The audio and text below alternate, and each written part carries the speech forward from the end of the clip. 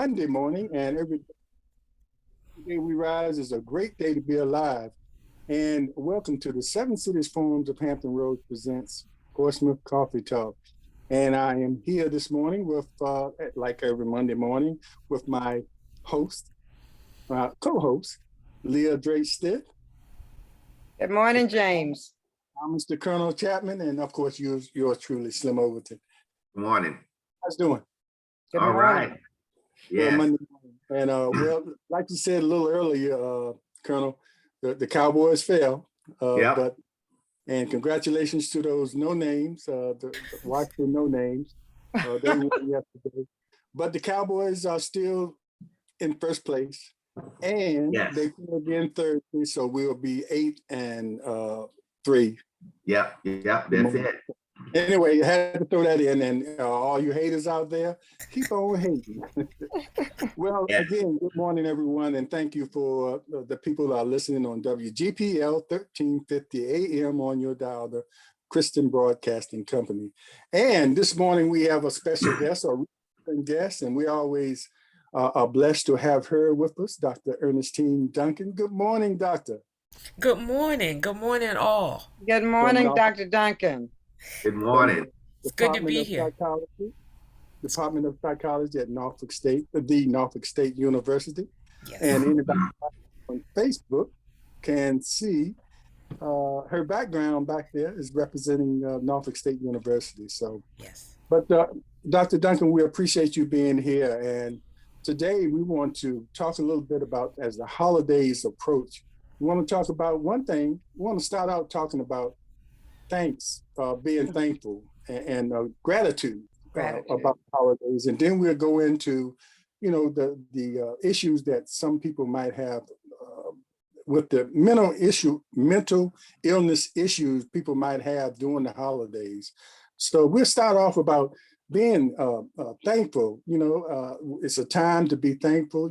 I guess we should be thankful all year round, but we kind of reflect on that this time of the year, being Thanksgiving coming up, which is a part of the reflection we have during those days. So, and how important is it for us to express our thankfulness during this time of the year? I mean, as far as our mental health is concerned. So, that's really interesting that we would talk about gratitude. A lot of times people are not aware of the connection between gratitude and this movement that we have right now called positive psychology, which has us to kind of focus on, change our mindset from glass half empty to glass half full. And when we change that perspective to glass half full, it gives us a more optimistic look at our current situation. And with that, we talk about gratitude. So instead of us focusing on the things that we don't have, or instead of us focusing on the things that are not going right, we suggest that people think about what is going well for you. What are the good things in your life? And to change your focus to those things. And the research shows us that by changing our mindset to a more positive perspective, to having a perspective of gratitude, there are consequences that come with that are good for our mental health. So that we become more optimistic, we become more positive in the way that we do things, and it impacts our mood in a positive way.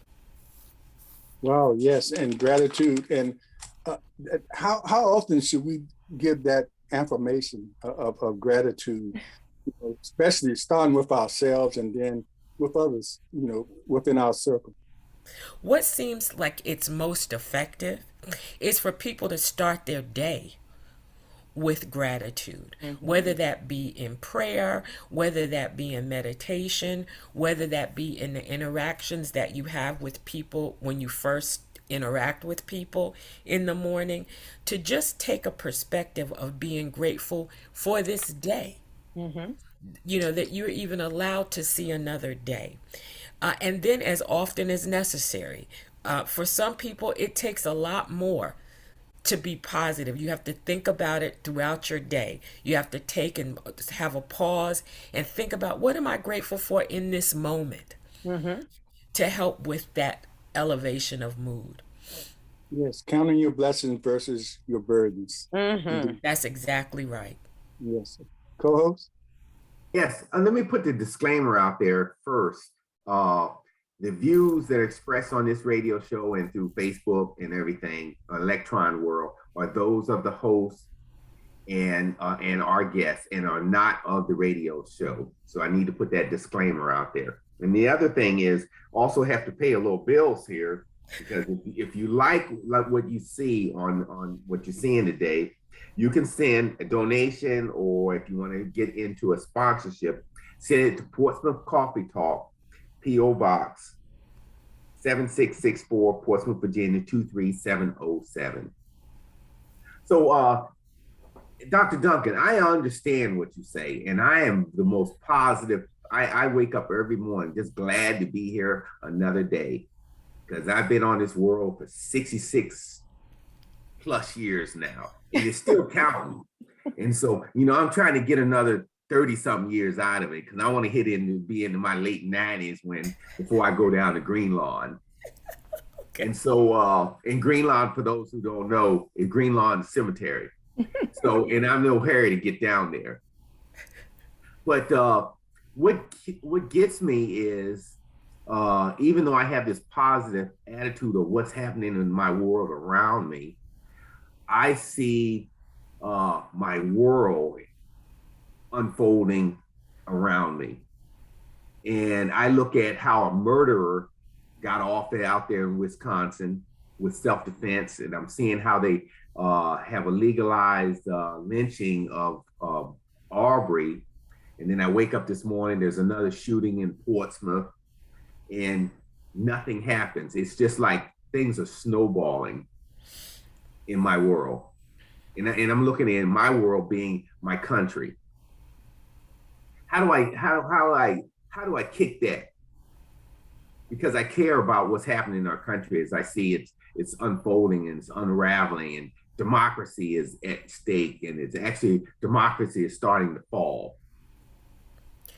I think it's interesting that you asked that question right after the disclaimer about the views that are expressed. Exactly. Because even for me as a psychologist, I have to recognize the power of our faith and the hope for something better. Because I think the current world that we live in would lead us to be despondent and depressed if we did not have a hope in something greater than ourselves. And so for me, what separates those that are able to shift from a negative mindset and a hopeless mindset is some relationship with a higher power, with a God that tells us that in the end, everything will be okay. I am not aware of how people can maintain that positivity and that hope without some type of faith. The other thing is that, we were talking about the church and how and the bus boycotts from, generations before, and the solidarity that we had. And I believe that some of the degradation and some of the problems that we have now is the de-emphasizing of the church amongst the population now. That is a crux of our problems that we speak of today. Do you agree, or is there any research, to tie that into it? I do agree. And I think the literature talks about it in a larger way, and it talks about cultural dimensions. And we're talking about Black people here. So cultural dimensions of Black people, where out of Africa, and even in the beginning of our capture and coming to America, we operated from what's referred to as a collectivist culture, where we were about each other. The African proverb that says, I am because we are, and because we are, therefore I am.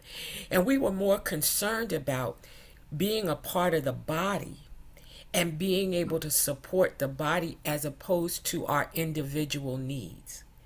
It is a more Western society notion to be individualistic, to be competitive.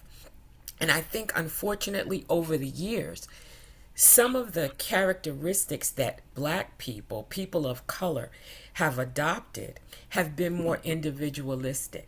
And clearly the church falls into that. And so now, instead of being collectivist and concerned about being my brother's keeper, my sister's keeper, we all are concerned about, what is it for me?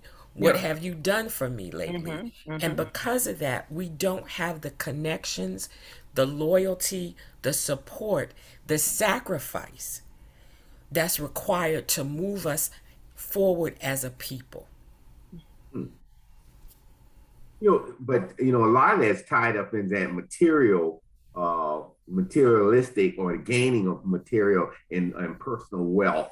Yes. That you, and as I say, you cannot take that down to Green Lawn or any cemetery with you. So you're living in the here and now, and what in the bling.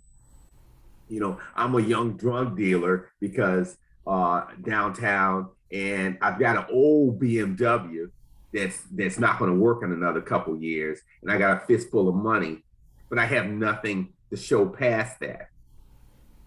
And I go back to what my father said years ago. It says, there are no retired drug dealers, but I'm living in the here and now. But that is the mentality of our society today. Yeah. It's not looking future forward. It's looking in the present moment. And so, although my BMW may not work 5 years from now, today I have a BMW. And I'm reminded of a situation that I was in as a clinician years ago. And I was in Georgia. I was in school, but I was also working as a clinician. And we were in a partnership with a contract with juveniles who had been in trouble for violations of the law. Most of them had been caught up in the drug scene. And I was working with a 14-year-old male who was a drug runner. And he would be out at night in his neighborhood, and he would run the drugs from one place to the next. And I remember asking him, don't you feel as though you've got some risk to your job as a 14-year-old? Don't you ever think about getting shot? Don't you ever think about something happening to you that would affect your family in such a negative way? And he responded to me immediately. It didn't take a lot of thought. And he said, do you ever think about this roof falling in on your head? And so for him at 14 years old, the risk of a roof in an office falling in on me and killing me was the same as him being shot by a rival, shot by the police, and he was only 14 years old. So the mindset of thinking about tomorrow, it's not there. It's not there. And Dr. Duncan, as you said, the crucial word that you use is family. It doesn't seem to exist now. Because there was a time when your parents would tell you, say, don't you go out here and act no fool, because you represent my name. You represent our family. So the kids don't have that anymore. And when I think about that 13-year-old child that you were talking about, I know I've told it on this station before, but I had run into a little child about of the same age who had a shirt on and said, shoot me because I'm already dead. So there is no hope for the future. They have no view of the future at all. And then when I asked one of the little guys, I said, well, why is it that you can kill your brother? He said, well, it's easy for me to shoot him because he looks like me and I don't like me. So, that mentality has really taken hold of these young people, and it makes it so much easier for them to hold that gun and shoot that fellow who looks like him. Then, it's nothing for them. Absolutely nothing. It's nothing for them. And there's actually some researchers who are looking at Black males in particular who are involved in gang activity and look at it almost as a passive suicide. That the people will engage, these young men will engage in particular behaviors that put them at risk for being killed. Mm-hmm. And the reason for that is because of the low self-esteem, Exactly. the hopelessness, the not liking themselves. And so Mm-hmm. Mm-hmm. sometimes we may tend, if you are a supporter of that type of research, it says that sometimes we look at these young men as making choices to do things that are not going to give them success, when in reality, it is a passivity around the hopelessness and the depression that they Exactly. feel, and they make poor choices. Where do we go? Where do we go from here, Dr. Duncan? Because I mean, you're looking at the fact that the 17-year-old young lady who was just killed a week ago, 17-year-old young man killed last night in Portsmouth. How? And I know that there are a number of organizations out there that's trying to reach these children and trying methods, but I just can't see where we are. And I never thought that I would be at a place where I would feel hopeless as far as trying to deal with these children, having worked in behavioral health for over 30 years, trying to help kids to become better human beings, to be at a place of hopelessness now. It is an overwhelming feeling that many of us have. And I would add to that hopelessness, I think people feel helpless. Exactly. They feel powerless. And so I think one way that we could maybe possibly negate that, because I wish I had the answers. I don't know that anybody does have the answer, but I look at the fact that we can have some impact on perhaps one or Mm-hmm. two. Yeah, And exactly. that, while we look at the nation, or while we look at our communities and we feel like there are so many, and that kind of makes us feel, it's called a learned helplessness, Mm-hmm. that perhaps over time we've learned that we don't have any power, we don't have any impact. But there's nothing further from the truth. Each one of us, if we touched one of us, Mm. could then collectively make a difference. And maybe the point for us as individuals is that perhaps we can't have an impact at the community level, at Mm-hmm. the macro level, but Right. perhaps we can have an impact on the micro level. Right. And Right. Mhm. when one of us touches one, Mm-hmm. we then encourage the other one to pay it forward. Mm-hmm. Mm-hmm. And then collectively, we would have impacted many. But we cannot be dissuaded, we cannot be discouraged that we have no power. Mm-hmm. We can have it with just the one, and Mm-hmm. that would make a difference. So it goes back to those starfish principle, picking up the starfish on the beach, and why are you picking them up? You can't save all of them, but I can save this one. So I agree with you wholeheartedly with that. Yeah, yeah. Yes, Wholeheartedly. indeed, and I agree as well. And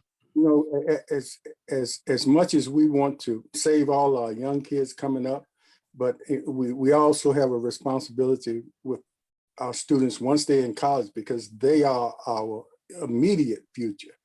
And one of the things, when we went to Virginia Union, and some of us alumni went there, um, and I got a chance to talk to the student government president, and she said how grateful she was to be able to get an education and to be in the situation she was in. But she was concerned about, once she got that education, going out into a world that seemed to be trending backwards.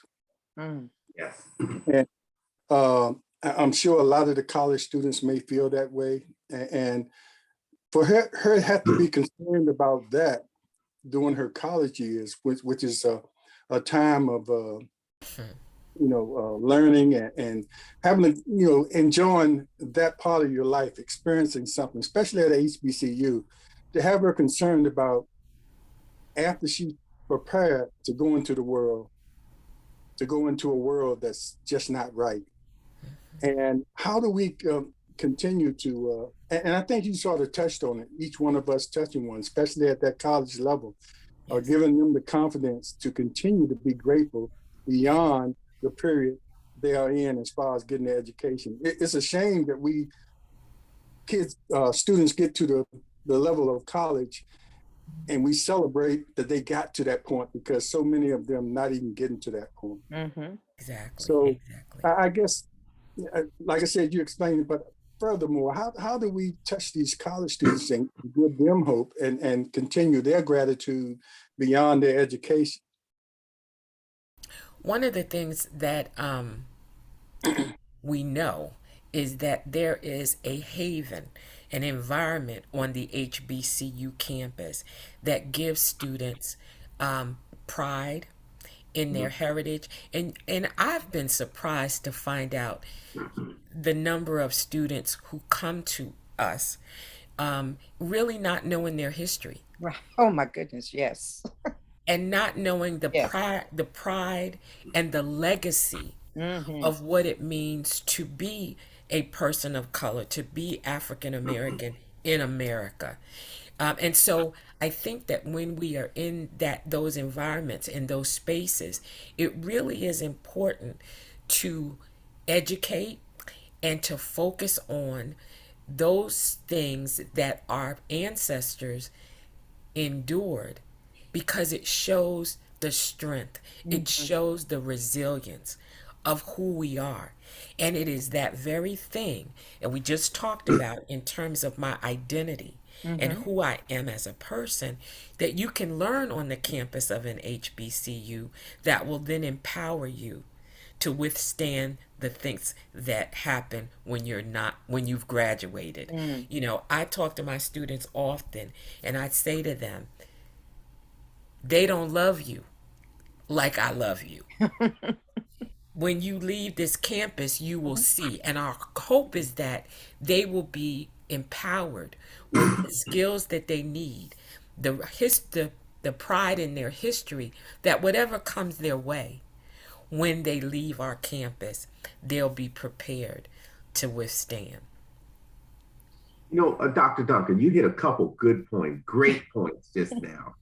I just can't let it go. Okay.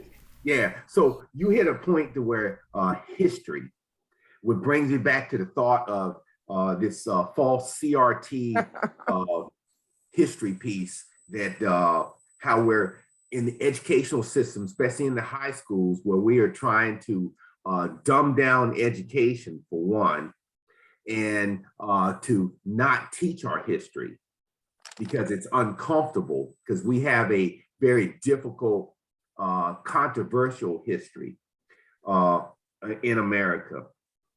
And so when I graduate from high school and I come to a university, an HBCU school, or I go to another school, and now I'm finding out, and I'm more because I'm getting a better a worldly education. Now I'm more self-aware of what's going on outside of my walls, and I know, and I can see, and I can read that, yes, there is a large segment of our population that wants to roll back our clock to the 1950s.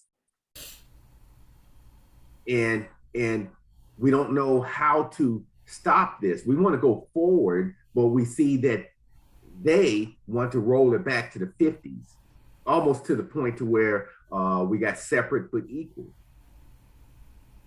And how do we stop that as a young person? Because I don't want to go back to the 50s. Yeah. You know, it's early in the morning and I don't know that I have the answers to these questions. But I think you raise an interesting point. And one of the things, I can only answer this question from the young people that I see. Yes. And young people that I see are not interested in the rolling back of progress, but nor are they interested in trying to integrate, and they are really more prepared to do it their own self, Mm-hmm. if I could use their words. Mm-hmm. And so you're looking at a lot of millennials who are now talking about entrepreneurship, Mm-hmm. a lot of millennials who are talking about citizenship outside of America, even if it's dual citizenship. Mm-hmm. And so I think that depending upon the generation and the cohort that you're referring to, there are different strategies that people are wanting to employ. Mm-hmm. I've seen the sayings, these are not my ancestors' hands. This generation, millennial and up, they're prepared to fight for theirs, to take it by any means necessary. Mm-hmm. And so while I don't completely agree with that, I do understand the energy that is behind it, because often waiting for others to give you something has not yielded well Mm-hmm. for us. And so I can understand the movement towards doing it ourselves, Mm-hmm. taking it ourselves, Mm-hmm. Mm-hmm. establishing it for ourselves. Mm-hmm. This was the strategy that a lot of blacks used in the 1920s. We know Mm-hmm. about Black Wall Street, That's right. and it was destroyed, right? Mm-hmm. I Mm-hmm. don't think it would be the same outcomes Mm-hmm. if this generation moving forward established their own. They're not standing by waiting for somebody to destroy and decimate it. Mm. They're coming back. Mm-hmm. They're coming back. Wow. Interesting point. I love what you say, and I know we use the statement by any means possible, Mm-hmm. and it goes back to makes me think about the guys that got exonerated from Malcolm X, and Yes. Yes. and I start about our history with Huey Long and Mm-hmm. the Black Panthers, and how all that togetherness, and Yes. how we got bad names for those groups, but they also helped the society in their communities. Yeah. None of that is publicized in the history because Right. one, we want to wipe it out. Right. You Right. only talk about the bad things about Right. those And when folks. you and I know when you say the we, you're talking about the collective we. Mm-hmm. Yes. But this is a part of the price that has been paid when our families have been decimated, That's right. when we no longer honor the church, because Mm-hmm. these were places where everything was reinforced. Our families enforced, this is the pride that we have in Mm-hmm. being a family. I remember there were certain things that my parents told me I could not do Mm-hmm. because I was a Williams, Mm-hmm. right? My maiden name is Williams. And they said, Mm-hmm. we don't do that. That's right. That's right. And, but we don't have those connections anymore. We would go to church and they would reinforce those things and the pride in being who we were. But many of us are lacking that now as well. The media, which has never been controlled by us, only allows us to know certain things or to see certain things and not see other things. So yes, there's a lot of positivity that's going on even today in our communities. We had discussion earlier today about what's happening in Portsmouth.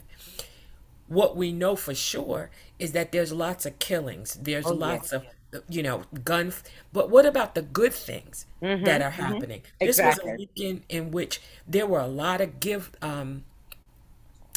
giveaways Giveaways. for Thanksgiving. That's right. That's Right? right. Yeah. But those things were not publicized by our larger community, our Mm-hmm. larger society.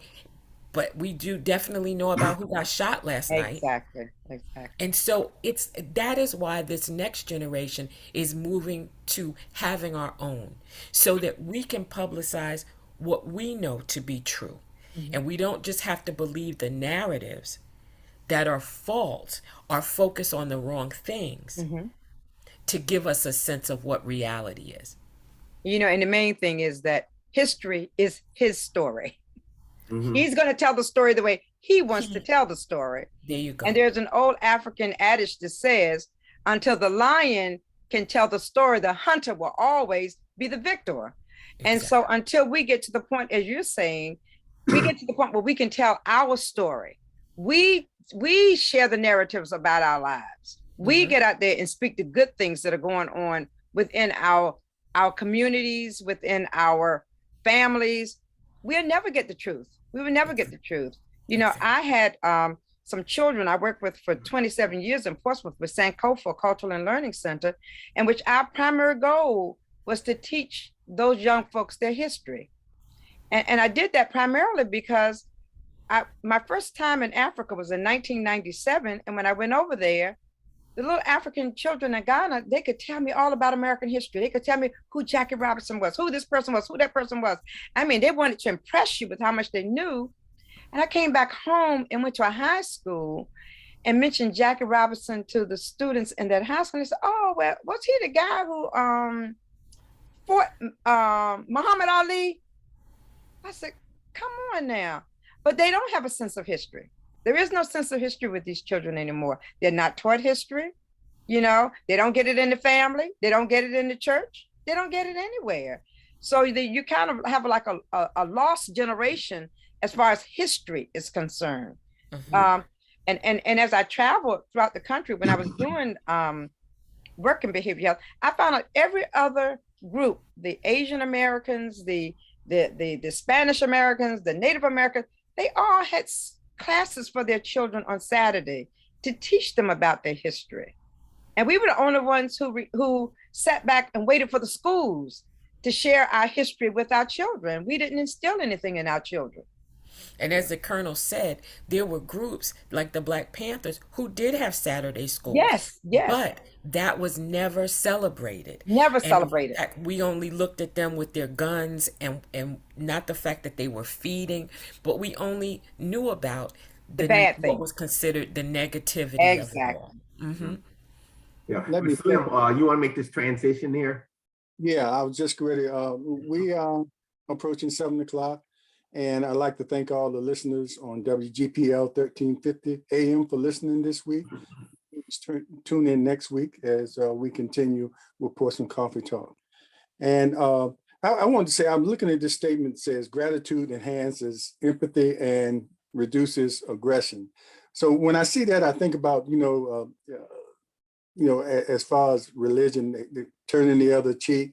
And you could have people that have gratitude and practice these things, but then you got this other force that are going against the grain. And I'll use it, Republicans and Democrats, and we talk about the Democrats not being aggressive enough, but the Republicans coming right and in our face telling us exactly what they're going to do.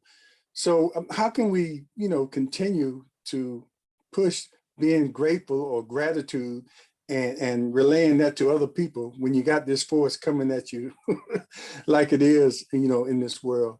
It's kind of hard to do that. I know that that's probably what we've been talking about all together, if you put it in a caption, but, gratitude is important, but it's not important to everybody, Mm-hmm. So how do we make that balance and continue to be grateful for what we have, but also be prepared for those people that have no sense of gratitude or responsibility of the way it is or the way it was?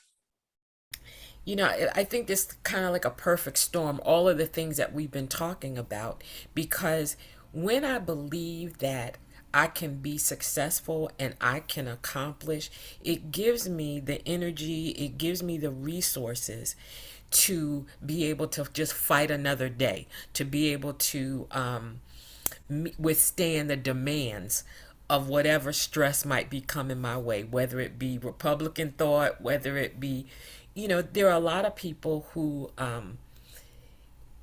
on the basis of their lives are comfortable, they don't see things the way that other people see things. It's kind of like I got mine, mm-hmm. and whatever you haven't done to get yours is your fault. And so we're separatists in the way that we see things. But if we know our history also, we would know that we are a resilient people. Mm-hmm. And so it's a combination of, being collectivist, knowing our history so that we can see the resilience that people before us had, to help me to form the identity of who I am, so that when I am met with whatever demands, whatever assaults may be coming my way, I'm prepared to give it another shot. I can do it another way. It's Exactly. also important that we surround ourselves with like-minded people, because in that, the power among us grows. And so if we're always around angry or Hmm. negative Hmm. people, ultimately it may beat our optimism and our gratitude down. We may Exactly. find that we need to be in different circles in order to really feel the empowerment that comes with groups. Again, I can't negate the power of faith and a relationship with God. Some people say a relationship with a higher power, but something that gives you some accountability, Hmm. but also some hope. I think these are demanding and trying times, Yes, they are. but demanding and trying times are not anything new to Mhm. us, not anything new to our ancestors who managed some kind of way to be successful. And I believe that if they could, then so can I. Hmm. So it And all as boils down Wade to Noble, teaching the history, all boils down to teaching the history. And I think yeah. we all have a responsibility there. If it's not going to be, we have to fight those people trying to squash that history. And we have a responsibility also to be the historians for our Hmm. younger people Hmm. and pass down, make sure we passing it down any opportunity we get. Hmm. Yes, At the same time, fighting those people that are trying to make a theory out of it, out of fact. You know. exactly. And Yeah. and as Wade Noble used to say, he said we have the propensity to make things more better. But you don't understand that unless you understand your history. He said Exactly. we took Mhm. nothing and made something out of nothing in order to exist. So if you knew your history, you knew that you have that within you, but once again, we got to get back to teaching our children who they are. Yes, yes. Yes. Indeed. You know what? Dr. Duncan, let's kind of segue into, Colonel, go ahead if you want to. Well, I just want to make one comment when you talk about history. And I go back to go back to the times where Senator Edward Kennedy was bamboozled into helping pass the Leave All the Children's Act behind. And you see it where I phrased it. So that's where we started teaching in our high schools, teaching towards a test, a standardized test. And I think that's when it was a lot of things that we started a trend of not teaching history and not in just teaching for a test and not teaching content and critical thinking. And then so I'll go back to that. But uh, another comment that I'd like to say is I talked to a friend of mine Wednesday, and we talk about uh, being a togetherness and having one thought. And this friend of mine is a senior ranking officer down at Fort Bragg. And we were talking about our experiences by being deployed. This one man counted 3,200 deaths in his hospital during the war. 3,200 people he saw die or held and saw that. And then goes back to thinking about, this is a kinship that most military people that have done there, and we bring strength through our collective experiences while deployed. And now we come back and I see these young kids that some of them are pulling the trigger for the first time, never experiencing death. And until they pull that trigger and the police catch them, and then they're downtown going through being arraigned, and their mamas are down there saying he was a good boy, even though they got him on tape. And Colonel, they're not heroes when they get down there in the jail, believe me. I know, and all of a sudden, they boo-hooing like Yes, Rick yes. Howard, all this, and because of their color, they're not going to be offered congressional fellowships or to be used, which he'll be used by the right wing, and it just makes me sad what I see. Mm-hmm. I think a lot of us have an emotional reaction to the reality of racial injustice in Yes. this country. A 17-year-old, whether black or white, really still has a developing brain Mm-hmm. and will make mistakes and will use poor judgment. Mm-hmm. However, both of those brains will not be treated equally Mm-hmm. when one brain is brown Mm-hmm. and the other Yes. brain is white. That's Yes. true. So while I can understand the impulsiveness, the poor judgment that leads to a 17-year-old taking a gun and utilizing it in a way that kills others, that's poor judgment. I know that when that undeveloped brain is a black brain, Mm-hmm. a brown brain, heaven and earth are going to rain down on him. Yes, Yes. that's true. And that's the reality of the post racial Mm-hmm. society that we live in. Mm-hmm. And that is what makes us sad. Mm-hmm. This acquittal last week is face to face with young black boys that have been killed for carrying toy guns. Toy guns. Amen. Yeah. Right.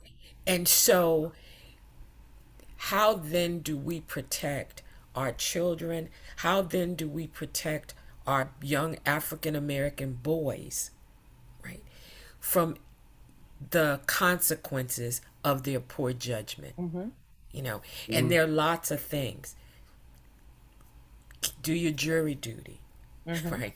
Educate your children about the realities of the world that we live in. Supervise our children. And I don't mean in any way to imply that those children that get in trouble are not supervised. But there are many times that we really just don't know what our children are involved with. Mm-hmm. And I get it. We have multiple jobs, multiple responsibilities. We don't get to eat at the dinner table anymore. We don't check phones. We don't. But there are so many things that can distract our children. We need to know what's going on. We need to take some stands about what's okay to do and what's not okay to do. It takes more energy and effort from us, but their lives are at stake, Mm-hmm. Mm-hmm. and we need to do that. Yeah, and I want to throw this in. I took some classes at Norfolk State on urban planning, and I was trying to prepare myself. I was appointed to the planning commission, so I was trying to prepare myself to be not just a member sitting on that commission, but to be an effective member. And part of that curriculum was a class in critical thinking. Mm. Yes. The whole semester, that class was about critical thinking and how to, develop your mind into being that kind of a thinker and analyzing, different issues that came up. I hope they're still teaching that, and I hope it's a part of everybody's major, to take critical thinking because it's an important class. But I just want to throw that in. We wanted to sort of segue into the holidays, and it's not always dark situations that people deal with.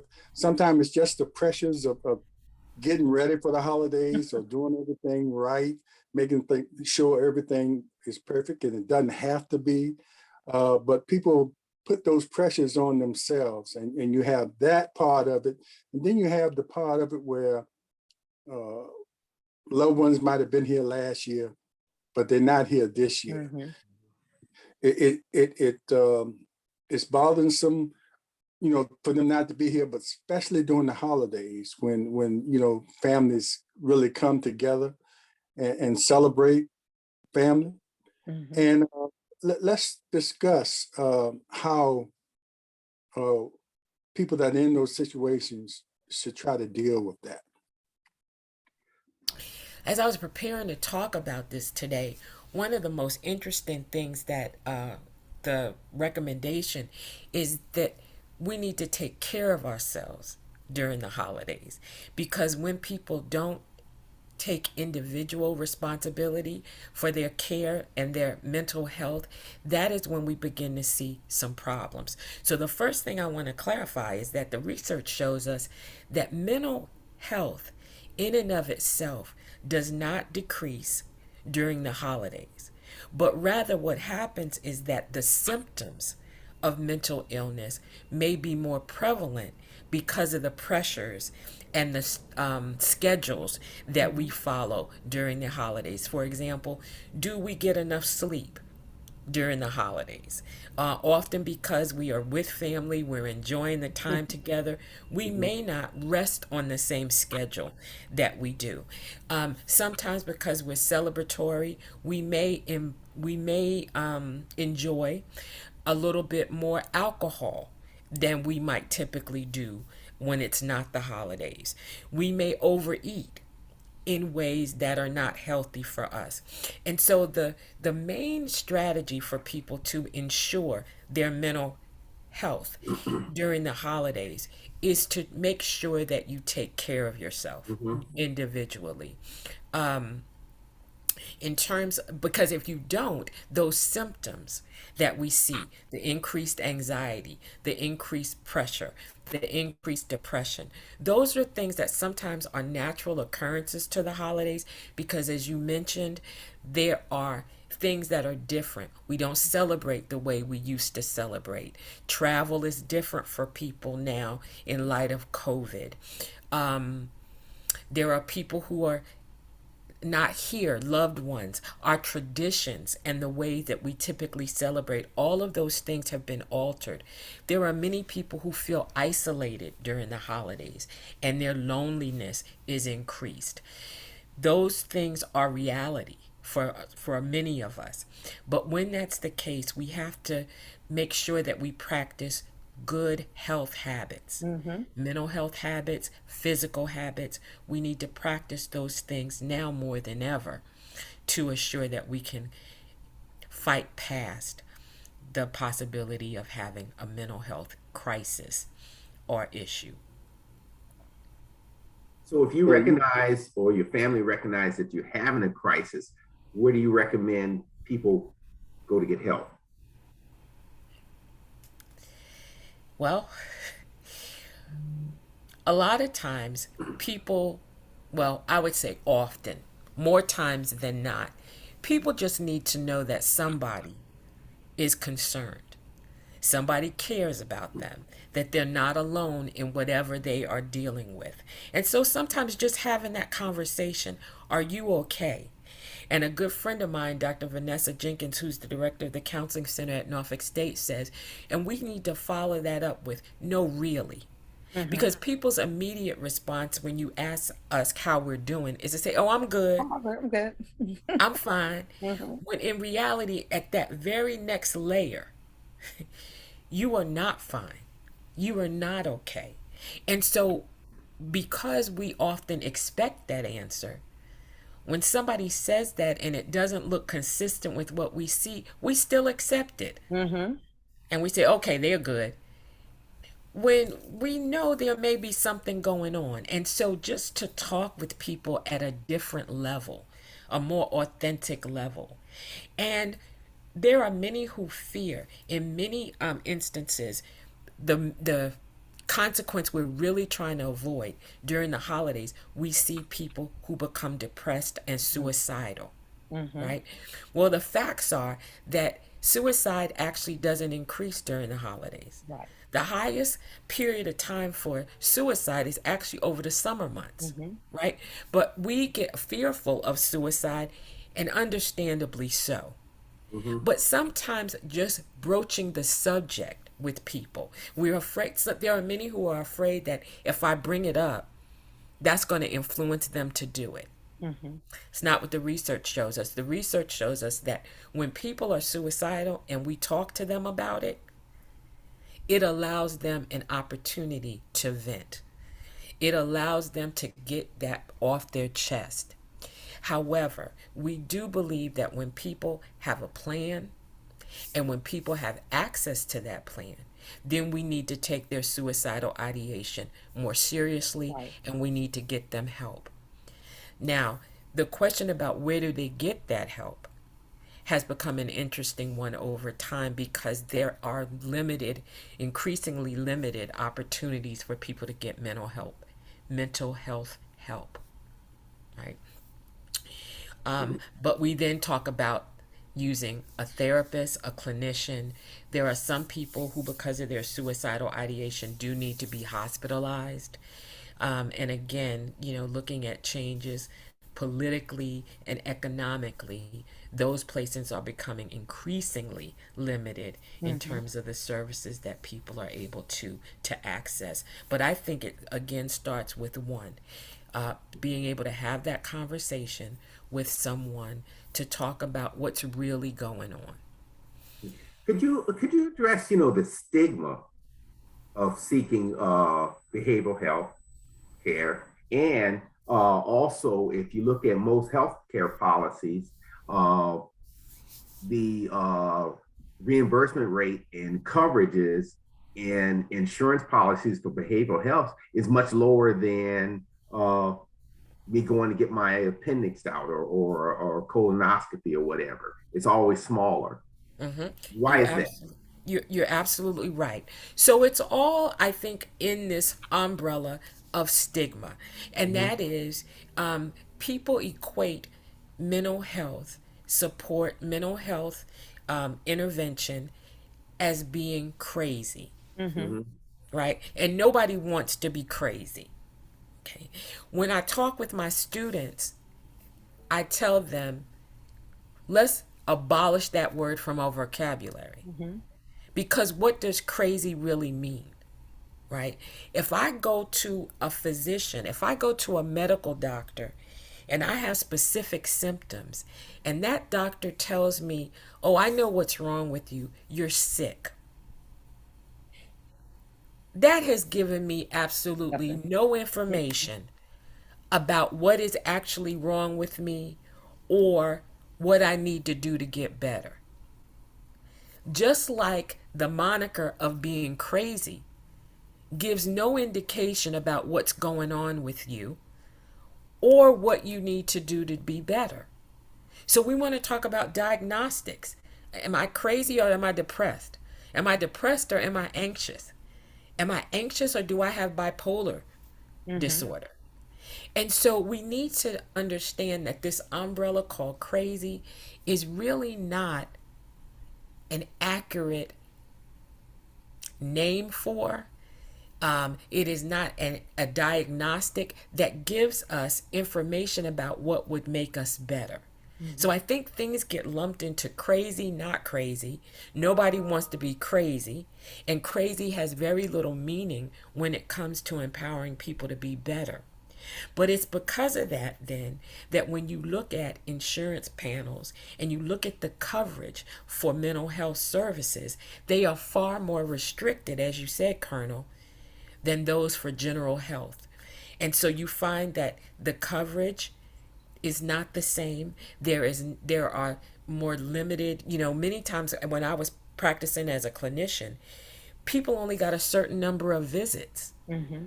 for mental health services. And then your clinician had to apply for extension of the services.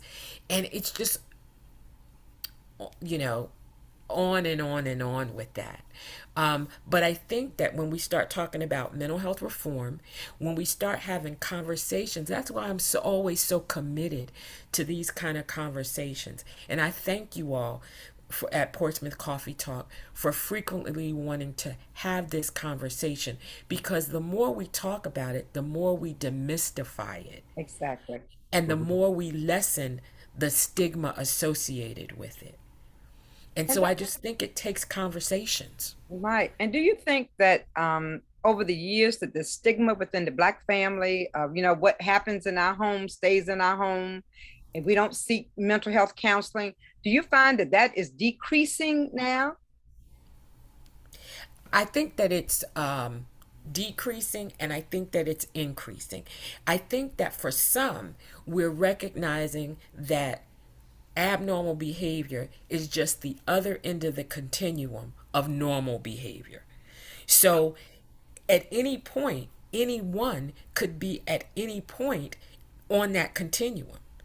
You could be a little bit sad or blue, which we would consider to be normal mental health functioning, depending on the situation. We're in times now that call on many of us to wonder, is there any hope? Is there anything that's going to get better? Mm-hmm. And we may periodically feel a little blue about that. Mm-hmm.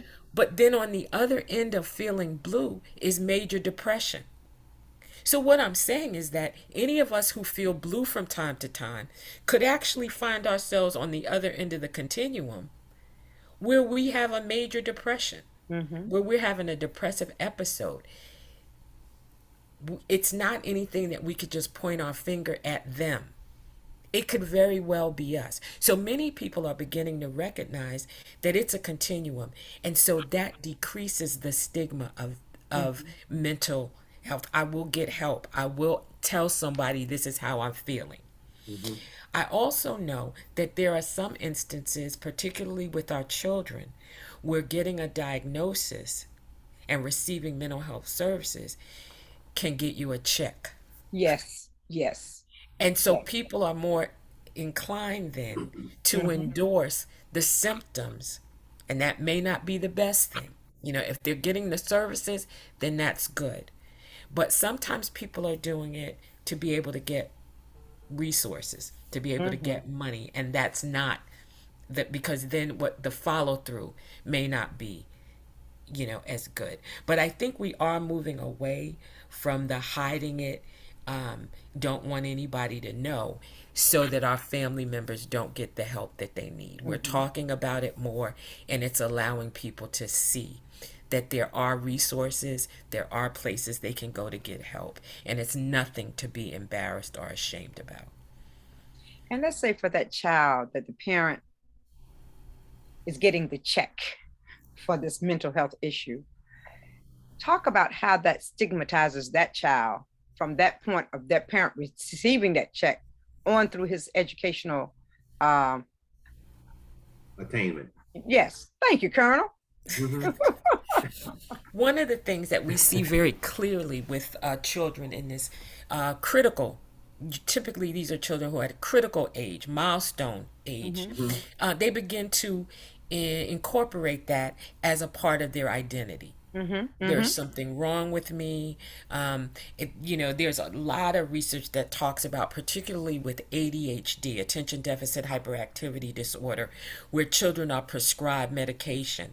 They begin to become dependent Mm-hmm. on that education, on that medication, such that, you know, they will act out in school and they will explain it by saying, I didn't take my medication today. Mm-hmm. Mm-hmm. So they become reliant on the medication, and it definitely becomes a part of how they see themselves. There is something wrong with me, that there is something broken about me, that I need to rely on medication to control my behavior.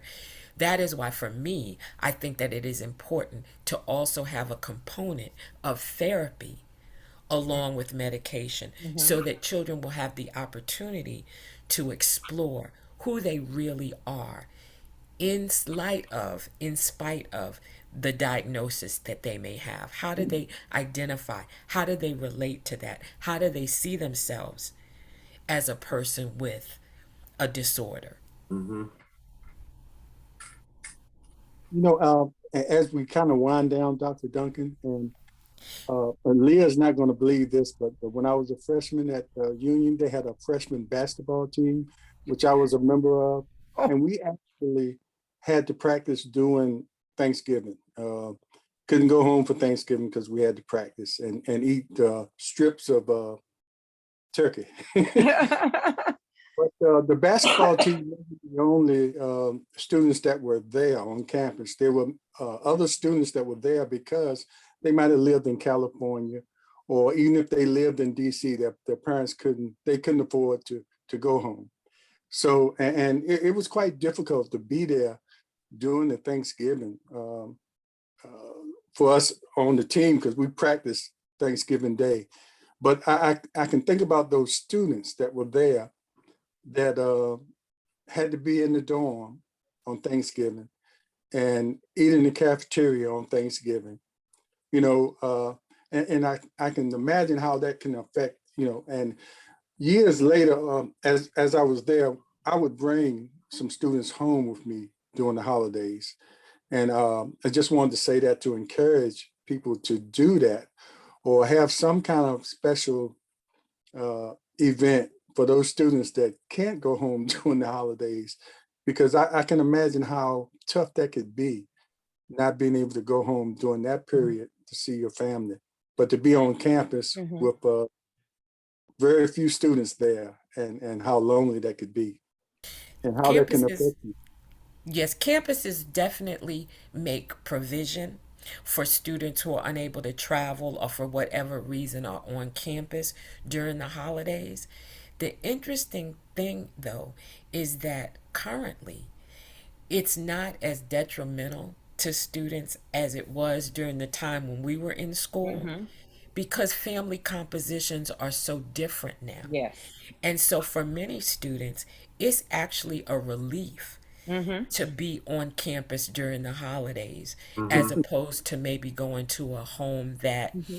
they don't celebrate Thanksgiving, or there's a lot of turmoil in the household, or many students increasingly, and we know this, are actually homeless. Mm-hmm. And so the campus provides a haven for them to have a place to stay and have a place to eat, although it's not the ideal of what we think about for the holidays. For them, it is sufficient. And as you say that, Dr. Duncan, I know we talked to some students in high school, and many of them say that their family they don't celebrate Thanksgiving. They don't come together to celebrate holidays at all. Mm-hmm. There's what is it? A turkey? What are you talking about? Sitting down to have dinner with the family? Oh, we don't do that. We don't do that. And Mm-hmm. so many children who've never had the opportunity to sit down at a table and to celebrate with family members and to talk about what they're grateful for, and how to, my son-in-law on Thanksgiving would have us to each go around the circle and tell someone what it is that they're grateful for about them. What are they thankful for about that individual, and many kids just never get to have that experience. Mm-hmm. Mm-hmm. And I And on think the those are other, the things that are. those kids that be in the Thanksgiving setting, and we'll see the videos after Thanksgiving, will fights. Yes, yes, yes. Yeah. You said, Doctor, happens at these family gatherings, and it never fails, and that can affect. That can definitely affect you. I want to go home for Thanksgiving. I'll stay right here. Mm-hmm. Thanksgiving is once they're giving those gratitude speeches, somebody doesn't like. Knock somebody out. But but it's just important all around to be involved with family, in general, to be involved with family during that time of the year. And like you said, Dr. Duncan, just to have someone to talk to, and the family members, if they see signs of something more that needs more attention, then they can recommend, professional help. Yeah. It's beyond their ability to deal with it. But it's just important to be around family. And most time, only family can recognize a difference in another family member. Exactly. Mhm. I think it's also important when we're talking about students that we support them through the efforts that they are going through. This is a very demanding and difficult time for students on college campuses right now. We're going into finals. It's the end of the semester. We still are wrestling with the changes in teaching and learning that have come about as a result of COVID, and there are still some students who are having difficulty adjusting to the in-person versus online learning. And so just to allow students, in the event that they are coming home, to talk about how they're doing at school and how are their grades without a whole lot of pressure. Clearly, we want them to be successful, but there are a lot of difficulties that students are having with their learning that's impacting their mental health.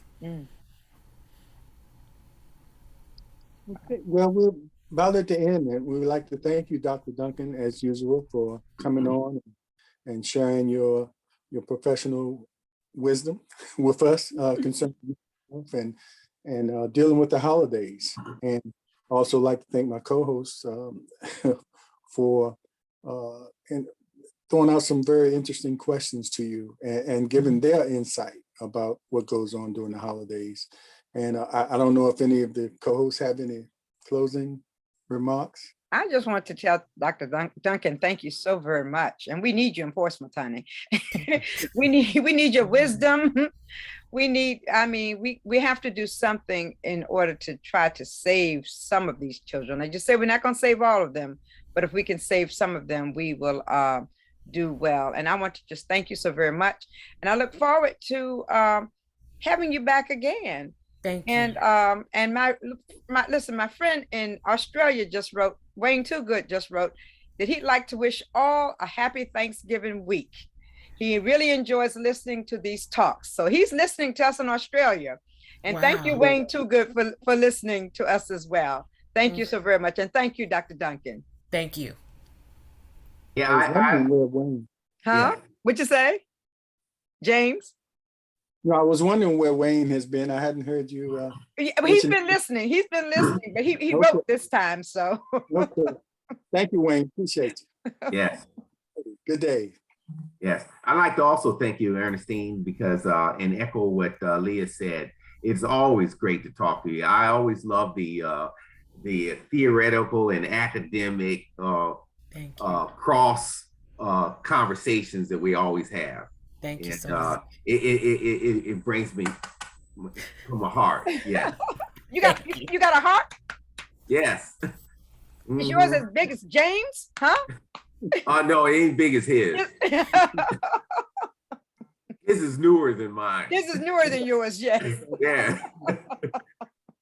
Got a little young heart, but anyway, Dr. Duncan, thank you again, and we appreciate you. And of course, we're going to have you back, and it's always a pleasure to have you as our professional guest, and you are indeed a friend to us all as well. So, it goes beyond the professionalism. Yes. As far as you're concerned, and we appreciate one thing: you're getting up early. We know you're not a early bird, not every day, but on Mondays, you give it to us, and we appreciate it. Well, thank you again. Thank you. And thanks everybody for watching. And Portsmouth Coffee Talk is here for our voice, Our community. In our future. Portsmouth Coffee Talk. I said when the girl made the cup, she needs to make mine this way because I'm left-handed. Mm-hmm. My cup is going the wrong way. Yeah. I'm gonna have to change. No, you just have to learn how to conform. That's what it's all Okay, about. all right. That's what we're talking about today, right? That's exactly right. Okay, thank you all so very much. And Dr. Duncan, once again, you are truly a blessing.